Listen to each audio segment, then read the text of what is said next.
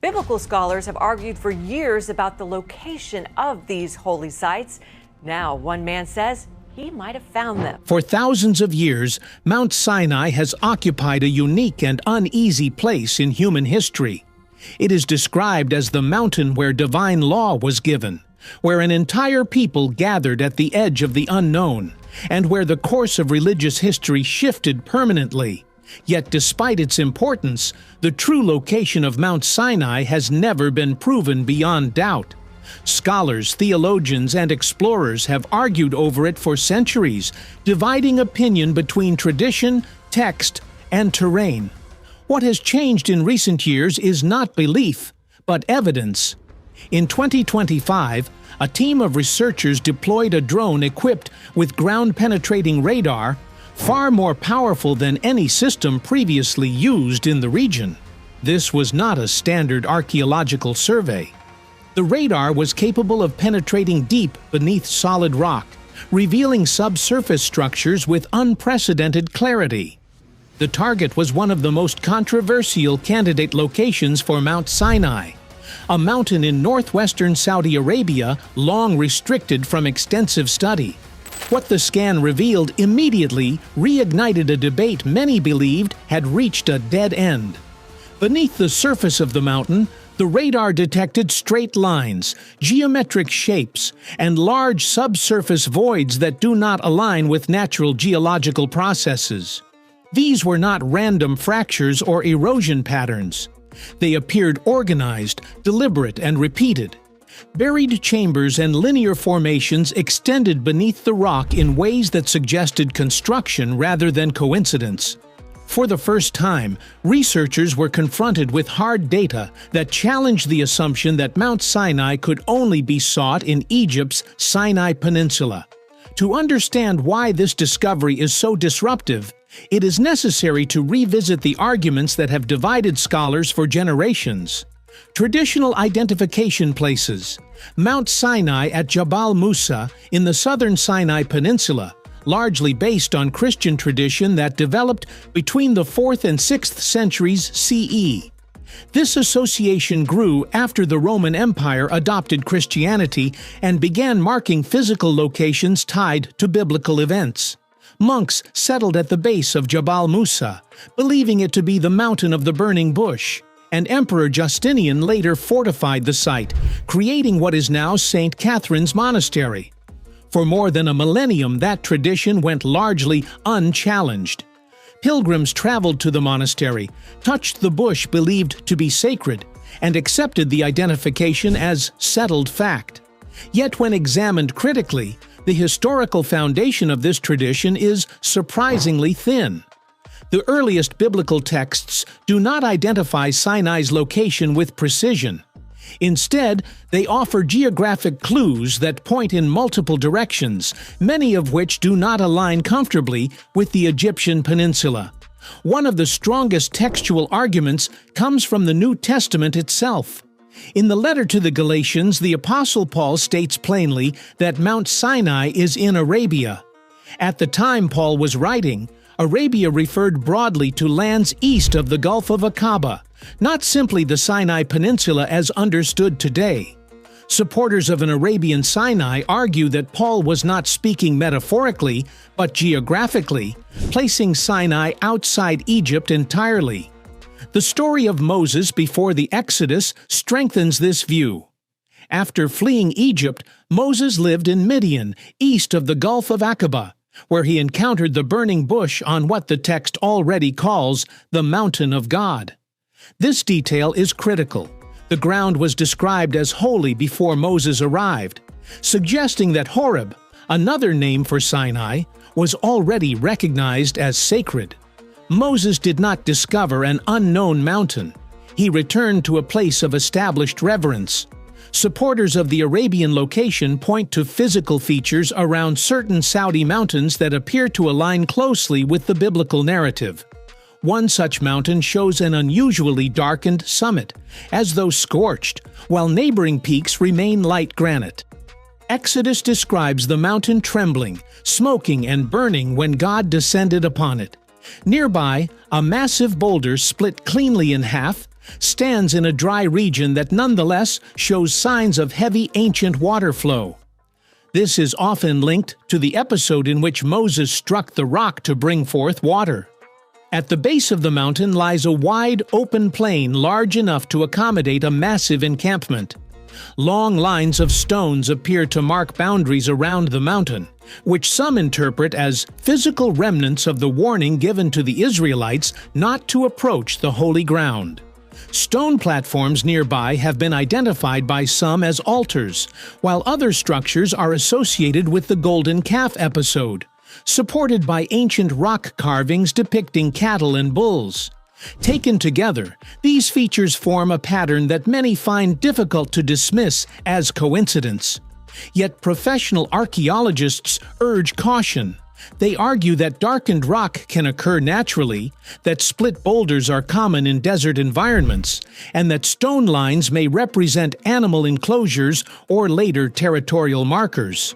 Most significantly, critics point to the absence of late Bronze Age artifacts typically expected at a site of prolonged human activity. For years, the debate remained evenly balanced. Then technology shifted the terms entirely.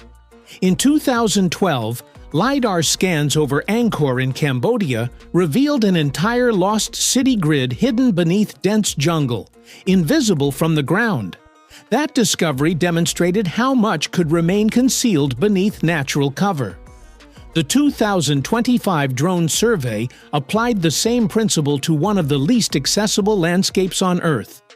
The radar used in the Saudi scan was orders of magnitude more powerful than previous systems. When it passed over the mountain, it did more than map surface contours. It revealed subsurface geometry that could not be explained by erosion, faulting, or volcanic activity. Straight lines intersected at right angles. Chambers appeared hollow and uniform. Patterns repeated across different sections of the mountain, suggesting intentional design. For the first time, researchers were able to point to a specific mountain whose internal structure matched neither known geological models nor random natural processes. The implications were immediate.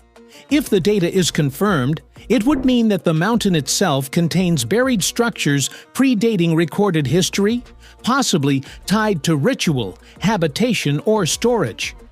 This discovery also forces a reconsideration of why the mountain was sacred long before the Exodus. The biblical account emphasizes that the ground was already holy. That detail has often been overlooked, but it may be crucial. Many scholars believe Moses encountered a site already revered by Midianite culture, a people known from archaeology to have occupied northwestern Arabia during the Late Bronze Age.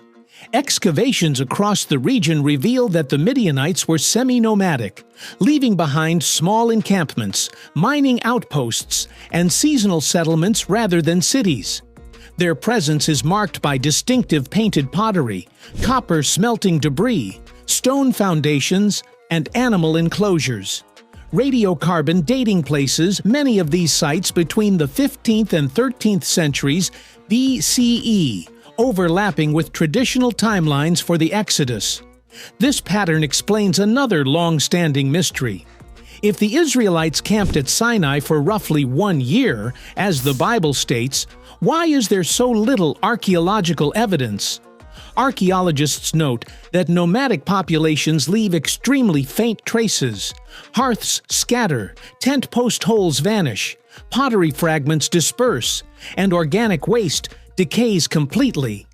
Over thousands of years, later travelers reuse the same land, blending evidence until individual occupations become indistinguishable. The absence of clear remains is not unexpected. It is exactly what archaeologists predict for a large but temporary encampment in a desert environment. The same principle explains why Egyptian records remain silent about the Exodus. Egyptian inscriptions were royal propaganda, designed to celebrate victory, not record humiliation. Entire dynasties and catastrophic events were erased from official memory when they threatened royal legitimacy. The silence is therefore not evidence of absence. It is evidence of erasure and environmental loss. What the radar scan adds is a new dimension. If Sinai was already sacred, it may have contained ritual structures predating Moses, later incorporated into Israelite worship. The buried chambers detected beneath the mountain may not represent cities or settlements, but ceremonial spaces, storage areas, or protected zones reserved for sacred use. This interpretation aligns with ancient Near Eastern practice.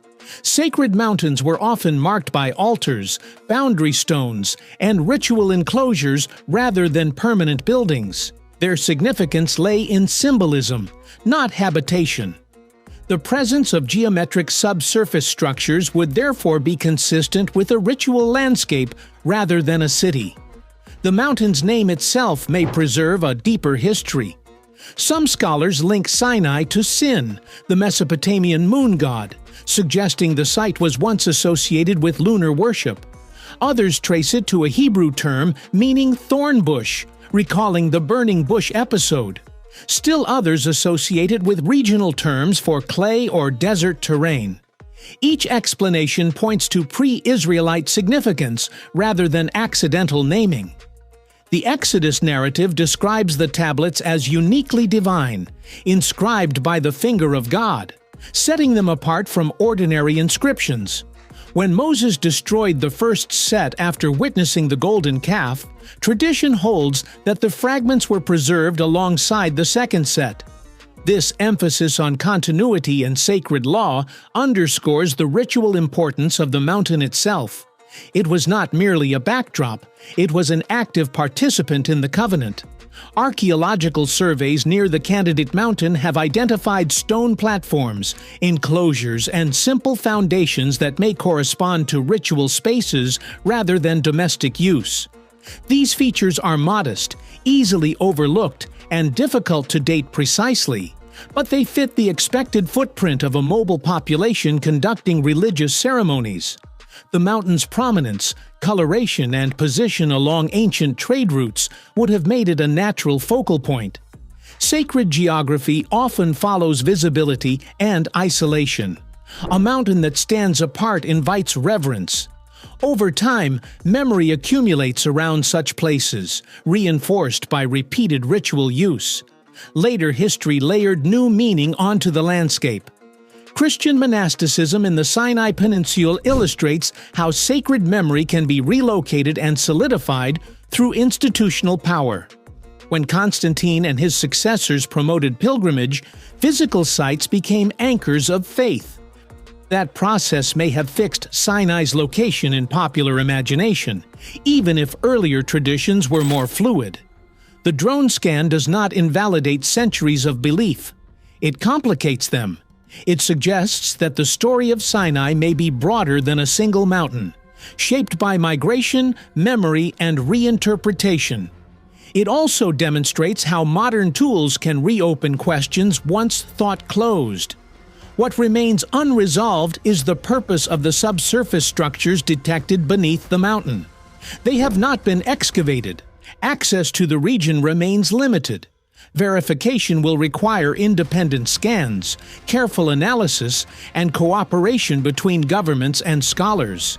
For now, the data stands as a challenge rather than a conclusion. It forces scholars to confront the possibility that the physical traces of Sinai have been hiding in plain sight, not erased, but buried. Mount Sinai has always been more than geography. It represents encounter, transformation, and boundary. The drone scan does not prove the Exodus, nor does it disprove it. What it does is remind us that history is not finished revealing itself. In the silence beneath the mountain, patterns remain. And for the first time in centuries, we may finally be learning how to see them.